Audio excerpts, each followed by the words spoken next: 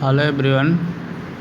Today we are going to discuss class 9th English book Moments, and from this book we are going to discuss 6th chapter, that is Weathering the Storm in Ersama. Okay, so guys, let's we start. Okay,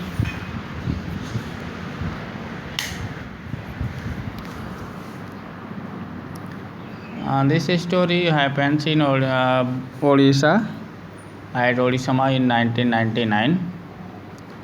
So guys, here the cyclone that hit Odisha in October 1999 killed thousands of people and devastated hundreds of villages. Okay, so here the cyclone that hit Odisha in October 1999 means you can say that this cyclone happens in Odisha in 1999 and resulted that thousands of villagers destroyed, thousands of people were killed in this storm. So this was so sorrowful storm. For 2 dreadful nights, Prashant, a young man, means here in this story, the centered character is Prashant, who is a young man, was marooned on the roof of a house. On the third day, he decided to go to his village. Okay, did he find his family? So here we will discuss about this sorrowful storm. Okay, so here on 27th October 1999, 7 years after his mother's death, Prashant had gone to the block headquarters of Ersama, a small town in coastal Odisha, and some 18 kilometers from his village. Here, writer is telling that the young man Prashant had gone to a headquarters of Ersama for some work, or you can say that for the meeting of his friend, and the distance from his home was 18 kilometers, means the distance between the headquarters of Odisha and the village of Prashant was about 18 kilometers. To spend the day with a friend. Why he went to headquarters of Ersama? It is clear that he went headquarters of Ersama to visit his friend. In the evening, a dark and menacing storm quickly gathered. Means when he went to his friend, the weather was good.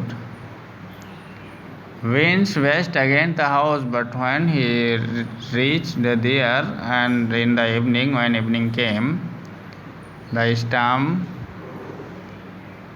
was against. Winds west against the house with a speed and fury that Prashant had never witnessed before.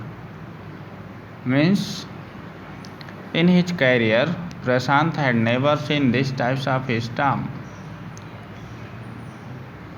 Heavy and incessant rain filled the darkness, means it rained so much heavily with the storm. Ancient trees were uprooted in the storm. Ancient trees were uprooted and crashed to the earth. Screams rent the air as people and houses were swiftly washed away. Screamed means here people were crying, and trees were uprooted in the storm. Means everywhere, everyone can listen the worst action by the storm The angry waters swelled into his friend's house neck deep.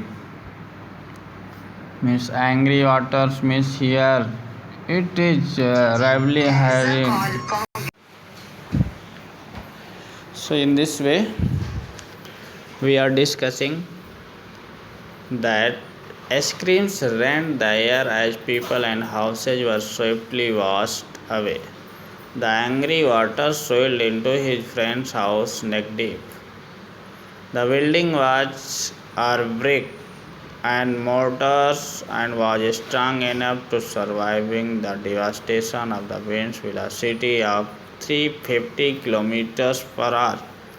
Means here you can imagine that if you ride your bike, maximum speed is 150, 120, 110, but here you can understand if the speed, if the velocity, and this is not speed but here velocity is given here and the storm's velocity is 350 kilometers per hour. You can understand what kinds of dangerous storm was in Odisha in 1999. But the cold terror of the family grew with the crashing of trees that had got uprooted and fallen on their house. Sometime in the middle of the night, damaging its roof and walls. So it was so much dreadful storm. Okay, so next passage is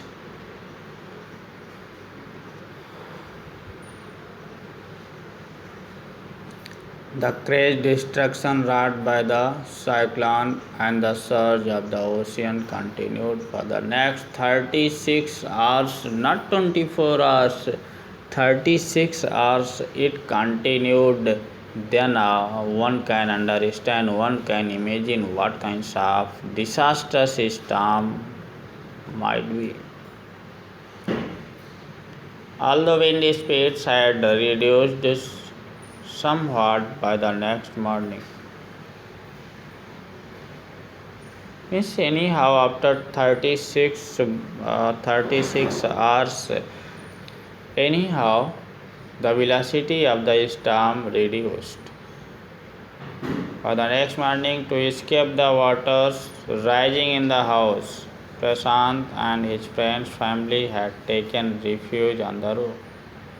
Prashant will never forget the shock he experienced at the first glimpse of the devastation wrought by the super cyclone. Means here there was a great disaster wrought by the cyclone. In the grey light of the early morning, a raging deadly brown sheet of water covered everything as far as the eye could see. Only fractured cement houses still stood in a few places. Bloated animal carcasses and human corpses floated in every direction. All round, even huge old trees had fallen. 2 coconut trees had fallen on the roof of their house. This was a blessing in disguise, means the fallen of the coconut tree became a disguise because the tender coconut from the tree kept the trapped family from starving in the several days that followed. Means here in short you can say that they used to take the fruit of coconut as their food. Okay guys, so today you should try to understand about this chapter explanation.